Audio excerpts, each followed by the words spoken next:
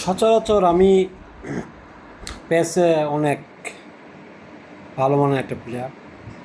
তো আমার সাথে পার্টিসিপেট করে যারা, ওরা আমার সাথে খেলতে গেলেও ভয় পায়। অ্যাকচুয়ালি টানা 20 ম্যাচ হারার পর আমার বন্ধু রাফির মাথা অলরেডি পাগল হয়ে গেছে। কালকে রাত্রে 2টা থেকে শুরু করে 4টা পর্যন্ত সে আমার সাথে 4টা ম্যাচ খেলছে, 4টা ম্যাচে হারছে। এবং সেখানে কথা ছিল যে আমাকে 40 টাকা খাওয়াবে, সকালে 20 টাকা খাওয়াইছে, কিন্তু এটা আবার শেয়ার করবে না। তো সে বলে যে আমার থেকে নাকি সে ভালো খেলে, কিন্তু ফলাফল রেজাল্ট বলে যে আমি উইন। আমার সাথে কখনো সে পারে না। আর এছাড়া প্যাসে একমাত্র মানে প্যাসে আমার সাথে হাত ধরার মতো প্লেয়ার এই মোহপুরে নাই।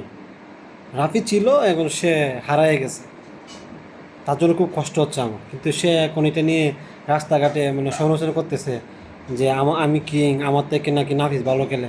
সে মানতে রাজি না। খেলে রে ভাই, তুই মানতে তো সমস্যা কি? তুই হারছিস টানা 20 ম্যাচ, কালকে 2 ম্যাচ হারলি।